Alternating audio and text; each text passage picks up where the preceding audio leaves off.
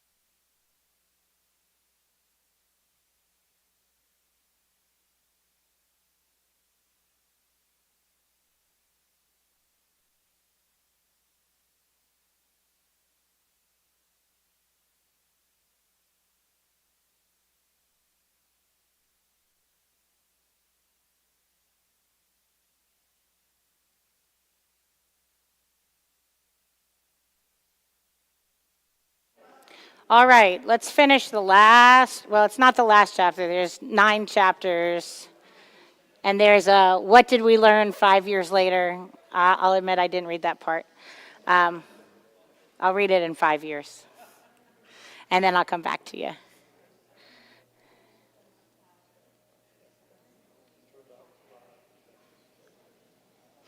I want to kind of go over how we've changed what our plans were so that you are prepared. I feel like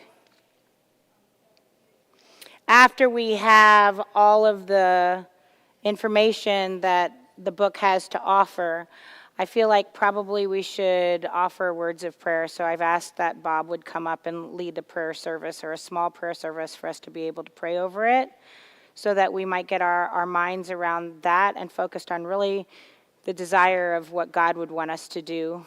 And then after that, after we've done that and we've entertained the thoughts and the prayers of being able to ask for that guidance, that we break into smaller groups and just kind of talk about how we're feeling. I know some of us are 100% gung-ho and like, yes, let's start this today. And other people are like, I don't know if this fits into our congregation. I don't know if this matches what my philosophy is or what I think. And so I feel like praying first is really important, because obviously we're talking about the kingdom. And if we don't invite God into that, then we have a problem. So I'm gonna finish this chapter, and then I'm gonna turn it over to Bob, and then after that we'll have small group discussion, and then barbecue. All right. The last part is focus. Saying no to almost everything. This gets it even more, a little bit more scary. Focus is the commitment to abandon everything that falls outside of the simple ministry process. Saying yes to the best items and no to everything else. Focus gives power and energy to clarity, movement, and alignment.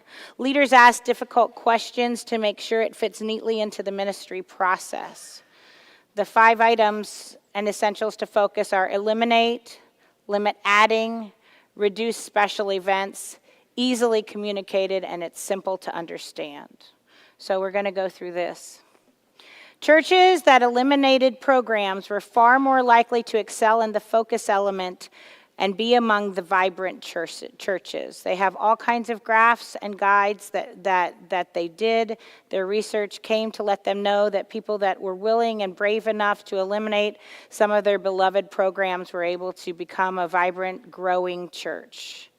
And elimination is a matter of being a faithful steward with time and money. If we're spending all of our money on all these different programs, let's put money here, let's put money there, and we don't have the focus. Once we get the focus and we decide what fits and what doesn't fit, then we're going to be able to save not only time, but we'll be able to save money, and we'll be able to figure out that we have a lot more money in our budget than we expected because of the fact that we're focusing our energies on the things we need to be. Limit adding. You should be prepared to say no to adding new programs to your process because your focus would be divided. However, you should be eager to add new options because new options help move more people through your simple ministry process. Reducing special events. Funnel the event into an existing program. Combine the event with an existing program. So how can the programs that we do, how can they go within the existing programs, which we've talked about a little bit and touched about it, so that we would be able to make it a viable and a growth experience. And using the special event strategically, so making sure that we put it in the right place at the right time. Easily communicated. If key leaders do not grasp the process in the midst of change, division is certain. If you want people to understand why you are so passionate about your ministry process, you must be able to communicate it with ease. So if we're focused, we're going to be able to easily communicate what our goals are and our missions are. Why do you come to Living Hope? Well, because we want to love others, love God, love others, and serve the world, or whatever our mission becomes. And it's simple to understand. Choose simple language and be brief. All right, the good news is you have the Holy Spirit. We've got to pray for discernment, allow God to give us wisdom and grant you favor, get on God's timetable, move to simple as God leads, and use wisdom and compassion in becoming a simple church. I want that to be up there as I read this last story. If I can find it. I thought it was pretty important. If I can't find the stars, then I won't read it. But it's talking about, I have all these lines underlined and then I can't find it. I do it every day. Oh, sorry. I'm a magician with my glasses. One time I didn't have any arms because I broke them all off and I couldn't find my glasses because I had pressed them onto my eyes and they wouldn't fall off. Somebody hit the back of my head and I was like, oh, that's where they are. So, okay. There once was a group of people who were facing a stronger and bigger opponent. We're talking about the Miracle hockey team, right? Than the Russian hockey team. The group of people were the Israelites, and the land of Canaan was at stake. Here's what happened. The Israelites were the people God had chosen to love. They were slaves in Egypt for 400 years. They dreamed about being released and being free. God raised up a leader named Moses to lead his people out of Egypt, out of bondage. God told Moses that he had set aside a special land for them called Canaan, which was to be theirs. God's agenda was to get his people to Canaan, a land that he described as being full of milk and honey, an abundant land. This agenda was bigger than any game. It was their life and the lives of their family for generations to come. God sent 10 plagues to Egypt so that the Egyptian leader, the Pharaoh, finally told Moses to leave. But after letting them go, the Egyptians decided to chase after the Israelites. The Israelites came to the Red Sea and had nowhere to turn. God divided the Red Sea so that they could walk through the middle of it. They looked back to see it crashing on top of the Egyptians who were chasing them. They saw God rescue them. God then led them on the way to Canaan. He went ahead of them, protecting them each step. He saw his presence in a visible way with a cloud by day and a fire by night. They saw Moses come down from the meeting with God with his face glowing. They were hungry, and God provided quail and manna. They had never seen, tasted, or heard of this manna before, but each day God catered a meal for them. With all that God had done and was actively doing, you would think the people would unite on God's agenda. You would think these people would align to the plan God had given them. Instead, they complained. They grumbled about everything. They muttered about Moses and his wife. They complained about the food they were eating. It was not a pretty sight. Dissension never is. God would get furious with them, but each time Moses begged God to forgive the people, Moses was always asking God to put up with the people. God did things to get their attention, but they refused to unite around the calling God had for them. Now in Numbers 13, they are near the land that God has promised them. It's like the night before the big game. They're about to enter Canaan. Moses chooses 12 people, one from each tribe of Israel, to go spy out this land of Canaan. It was the first committee recorded in Scripture, and the results were not good. The mission was not to determine whether or not to go into the land. God had already told them that this was the land. The mission was simply to explore it. They spied on the land for 40 days. Unfortunately, this 40-day campaign was a bust. They came back to give their report on what they saw. They said, the land is full of milk and honey, but we also see the opponents of the other team. They're huge. We are like grasshoppers in their eyes. 2 of the spies, Joshua and Caleb, insisted the land could be taken. We can do it. But the other 10 spread what the Bible calls an evil report. The report was not evil because it was false. It was not that they were spreading lies. The report was evil because of how they were spreading the information. It was not what they were saying, but how they were saying it. The evil report spread among the entire camp like wildfire. That night, the people wanted to stone Moses and Aaron. They cried and said, it would be better if we just died here in the desert than to go and die by the sword in the land of Canaan. That night was the defining moment for this fragmented team. Moses again begs God to forgive the people. Here is God's response. The Lord responded, I have pardoned them as you requested. Yet as surely as I live, and as the whole earth is filled with the Lord's glory, none of the men who have seen my glory and the signs I performed in Egypt and in the wilderness and have tested me these 10 times and did not obey me will ever see the land I swore to give their fathers. None of those who have despised me will see it. But since my servant Caleb has a different spirit and has followed me completely, I will bring him into the land where he has gone, and his descendants will inherit it.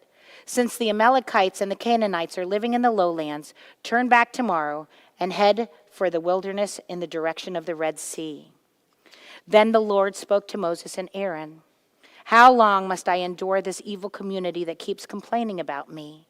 I have heard the Israelites' complaints that they make against me. Tell them, as surely as I live, declares the Lord, I will do to you exactly as I heard you say. Your corpses will fall in this wilderness, all of you who were registered in the census, the entire number of you, 20 years or old or more, because you have complained about me. I swear that none of you will enter the land I promised to settle you in, except Caleb, the son of Jephunneh, I'm sure I said that wrong, and Joshua, son of Nun.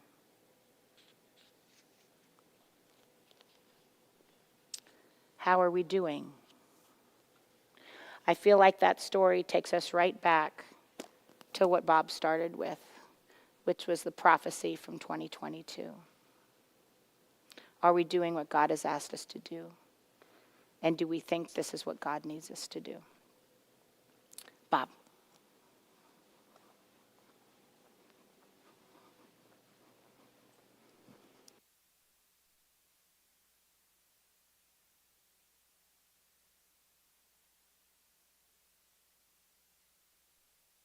It's been a long day. It's been am I coming through? Okay. It's been a long day, and I think we're going to move maybe into a little season of prayer here, if we can. And then we'll have a little time before dinner. Dinner's going to get here at 4:15, so it's not going to be too long. But first of all, our appreciation for our sister. She spent a lot of time on this, and it was difficult for her to do it. She expressed that to you when we got started, and so I'm even more grateful. So